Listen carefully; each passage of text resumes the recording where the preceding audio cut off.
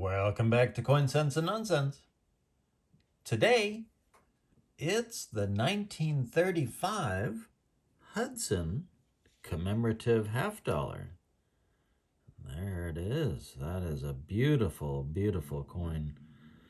So this is my fifth coin in my endeavor to collect commemorative coins with ships or with at least some kind of a floating vessel.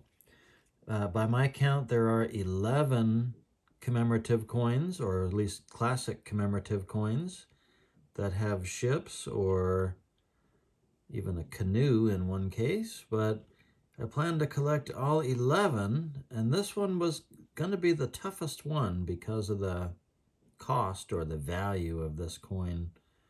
Even in lower grades, this is a very expensive coin. Mintage is only 10,000, and there are only 3 coins with that low of a mintage among the classic commemoratives. This one, the Hawaiian, and also the Old Spanish Trail each had 10,000 minted. And distribution of this coin was a little suspect. It had been originally planned to be released through the bank in Hudson, New York. All right, the graphics and IT department is on strike here at Coin Sense and Nonsense, so we've got this low-tech version, but for perspective, there's Hudson, New York City, Hudson River here, Albany, which is the capital of New York State, but Hudson almost became the capital, but lost out by 1 or 2 votes, I believe. So anyway, back to the show. And Hudson's kind of a obscure town or city at this point. And oh, actually, let me show you the other side here. This is taken from the seal of the city of Hudson, New York, and that's Neptune riding a whale backwards, and then a mermaid in the distance there. Let me see if I can get in a little closer. You can see there's a little bit of toning here, not quite enough for a Toner Tuesday, but still pretty nice to look at. So this is from 1935, and commemoratives were a little bit off the rails there back in those days. It was a lot of suspect causes, and like I started to mention, the distribution of coins was really angering some collectors. So this one in particular, they released it through the bank, I think the National Bank in Hudson, New York, and it didn't really sell all that well on the day that they had released these. I think they came out, I want to say June 28th, and weren't a real big hit. But 2 dealers had come in and wanted to buy a large portion, and so they were able to buy these at 95 cents a piece when the public was paying $1 a piece for these. So there were orders placed by some collectors, but not by very many. And because these 2 dealers had come in and bought up the majority of the mintage, there were only 10,000 minted, and they bought this one guy bought like 7,000. There were no coins left for the people who ordered them, so there was a lot of anger, resentment, whatnot. But also price gouging. These were really only available through those dealers, and at like $5 to $7 a piece. So another black eye for commemoratives. One side note about commemoratives that I found interesting, between 1929 and 1933, there were no commemoratives.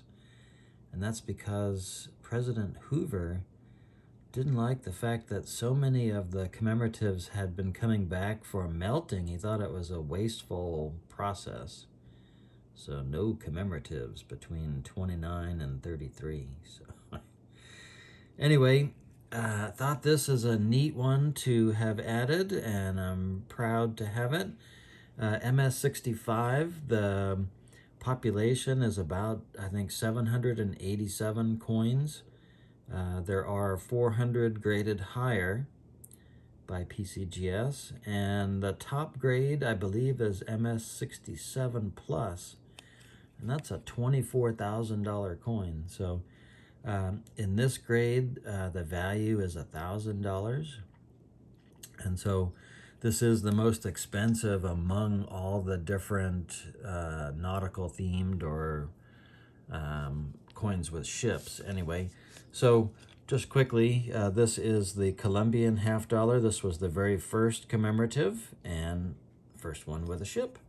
So there he is. So they minted these in 1892 and 1893. Next in my collection is the Pilgrim $50, and so they minted these in 1920 and in 21. So this is a 1920. The next one here in order is the Huguenot Walloon, and I don't know if I'm saying that properly, but this one was another with a weird history, church group fighting to have a coin released, and then these two guys weren't even really part of the founding of the town they're commemorating, New Netherland. So anyway, that's for another story. And then this was really the first one I purchased in my endeavor to collect commemorative ship coins. This is the Long Island Tercentenary, and I grew up on Long Island, so this one's special to me. But I am very happy to have added this one. And this is Henry Hudson's ship, the Half Moon. And it doesn't say that anywhere on here, but there's like kind of a man in the moon theme going on there, so that's kind of cool. Anyway, thought you might enjoy checking this out. Hopefully you did. And I thank you so much for watching Coin Sense and Nonsense. And until next time, bye. Bye.